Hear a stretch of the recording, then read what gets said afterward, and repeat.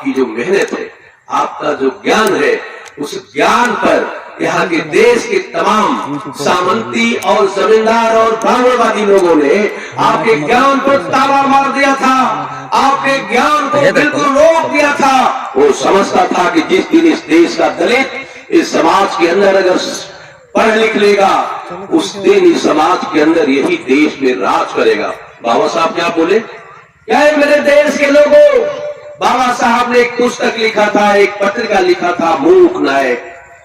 कहा कि ये देश के अंदर नायक तो है लेकिन मूक है, बोलता नहीं है। हजारों साल से, सदियों से इसकी जुबान को बंद कर दिया गया। लेकिन बाबा साहब ने कहा था, अरे देश के नौजवानों, अरे देश के दलित और शोषित, जिस दिन तुम संगठित हो जाओगे और तुम सदियों से जिनका बूट पालिश करते रहे, जिस दिन तुम संगठित हो जाओगे उस दिन तुम देश के नायक होगे, और जो सदियों से बूट पालिश कराते रहे वो तुम्हारा बूट पालिश करेंगे। ये बाबा साहब ने कहा था, आज साबित हो रहा है। लेकिन मैं बहुत दुखी हूं कि आज हम लोग अपने अधिकार के लिए नहीं उठे। सावित्री बाई फुले, जिन्होंने महिला होकर के और हमारे समाज को पढ़ाने लिखाने का सबसे पहला काम किया, सावित्री बाई फुले।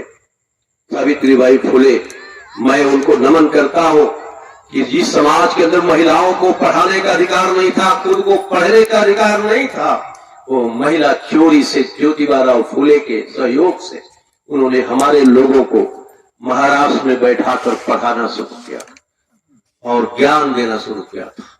और एक ऐसे वहां के तमाम ऐसे लोग थे जिन लोगों ने, पेशवाई लोग सावित्री बाई फुले को पत्थर चला के मारते थे, सावित्री बाई फुले को कीचड़ उछालते थे। कभी कभी ज्योतिबा फुले उनको बोरा में भर करके पीठ पर टांग के ले जाते थे कि वो जो है कहना कि पेशवाई कहीं देख न ले, नहीं तो सावित्री बाई फुले की हत्या कर देंगे। लेकिन सावित्री बाई फुले ने मौत से नहीं डरा उनके, और आज पूरे देश के अंदर शिक्षा की चिंगारी को जलाया। इसीलिए तो पूरा देश कहता है कि हम शिक्षा की देवी अगर है कोई तो देश में सावित्री बाई फुले। हम इसलिए बता रहे हैं, यह मेरी बहनें, आए मेरे माताओं, बहनों, भाइयों, नौजवानों, वो लोग भी मेरे ही जैसे हो। वो बैठे हैं ना बेटी, वैसे ही सावित्री बाई फुले फूल की तरह चमकती थी। खूब सुंदर चेहरा है सावित्री बाई फुले का चेहरा, देखिएगा, लेकिन मुंह पर कीचड़ फेंकती थी।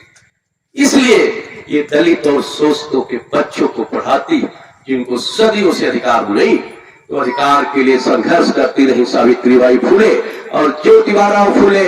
बाबा साहब ने ज्योतिबा फुले को अपना गुरु माना, और बाबा साहब ने गुरु मानते हुए कहा कि अगर ज्योतिबा फुले समाज के अंदर चिंगारी नहीं जलाते तो समाज हमारा जहां था वहीं रुका रहा था। लेकिन समाज में उन्होंने गति मान बना दिया। जो आज मैं संघर्ष कर रहा हूं उसमें ज्योतिबा फुले का महायोगदान।